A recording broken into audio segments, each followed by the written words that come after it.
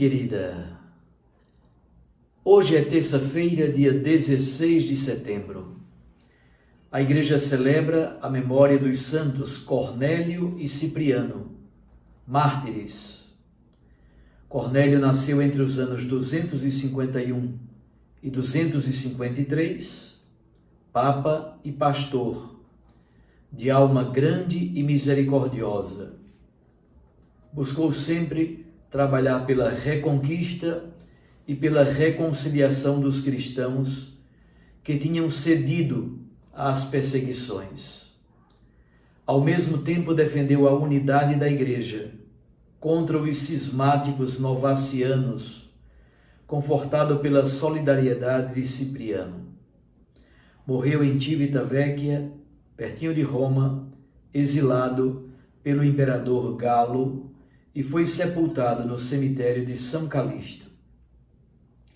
Cipriano nasceu em Cartago, na Tunísia, por volta do ano 210 e morreu em Seste, perto de Cartago, no dia 14 de setembro de 258.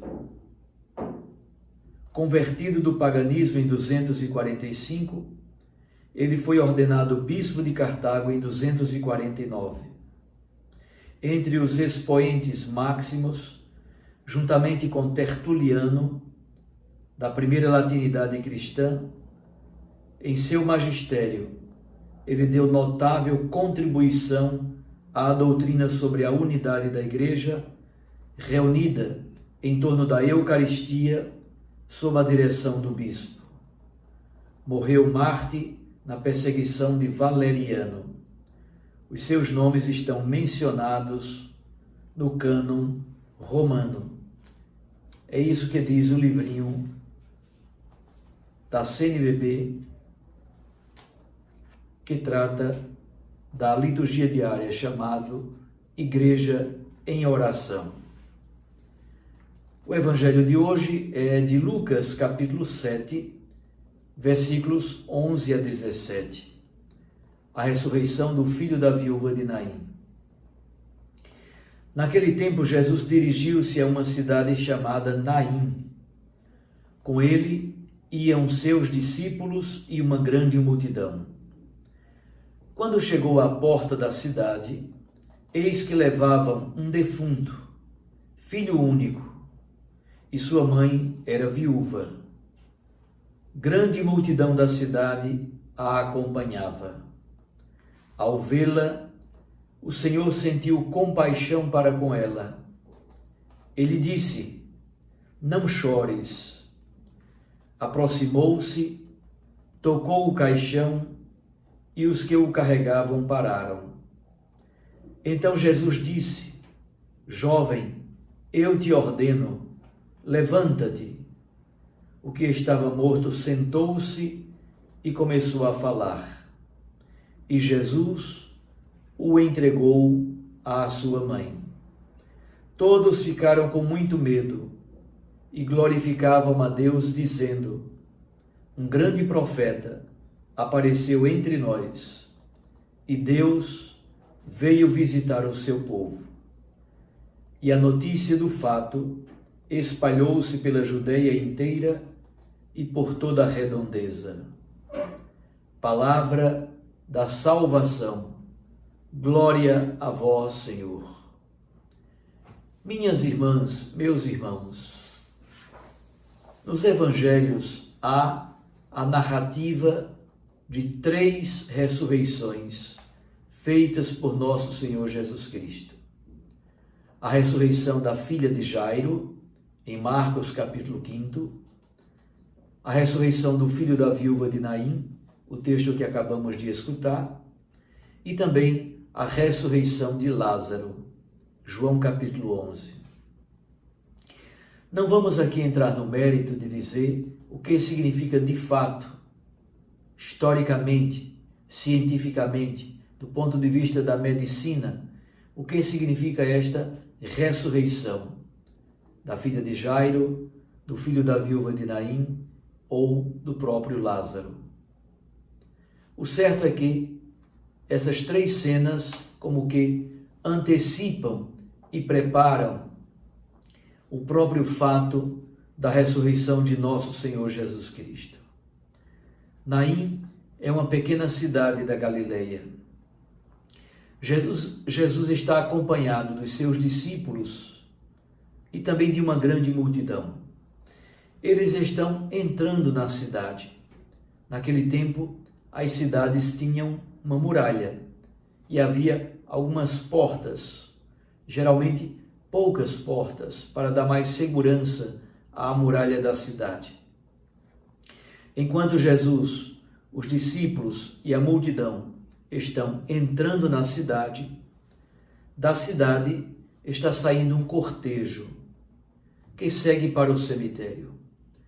Por causa de razões de higiene, razões relativas à pureza ritual, o cemitério sempre ficava localizado fora da cidade. O defunto é um jovem, filho único de uma mulher viúva. Já sabemos qual era a situação das mulheres viúvas no tempo de Jesus. Completamente abandonadas. Ela não pertencia mais ao clã do seu marido, à família do seu marido, e também não pertencia mais ao seu próprio clã, à família da sua casa paterna. Quem pode ser segurança para aquela mulher viúva? Apenas o filho. Mas ela é mãe de um filho único e esse rapaz acabou de morrer. Portanto, aquela mulher não tem mais ninguém por ela, nenhuma esperança. O defunto, esse jovem, filho único de uma mulher viúva. Jesus a viu e sentiu compaixão dela. Essa é a primeira grande atitude de Jesus. Primeiro ele vê, percebe, conhece e se move de compaixão para com a situação daquela mulher que chora. Jesus lhe diz: não chores.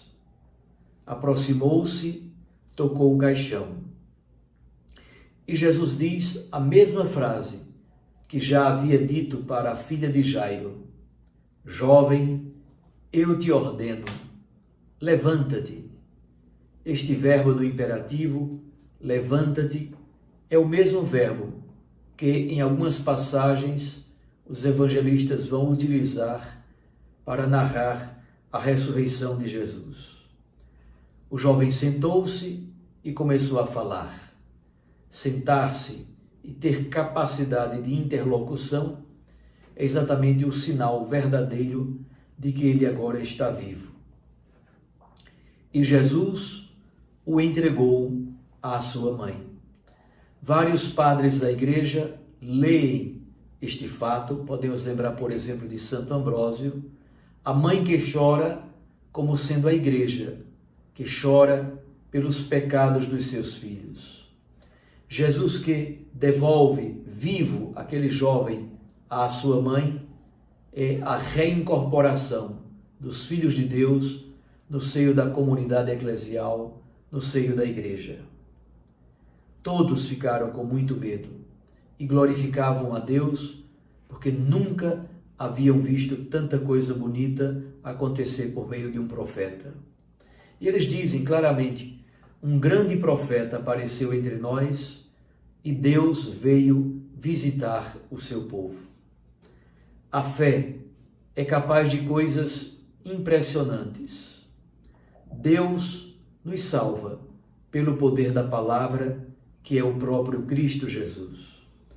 A misericórdia de Jesus nos visita. Ele sentiu compaixão daquela mulher. A narrativa aponta para o querigma. A narrativa aponta para a fé na ressurreição e na vida nova. A ressurreição dos mortos é como que sinal desses tempos novos, messiânicos e escatológicos. A narrativa pretende suscitar a fé na misericórdia de Deus e na sua relação toda compassiva para com os pequeninos.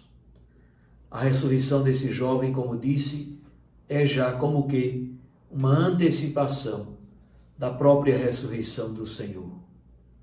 Que Deus nos dê a graça da fé viva no poder de sua palavra, que tudo transforma, que tudo revigora.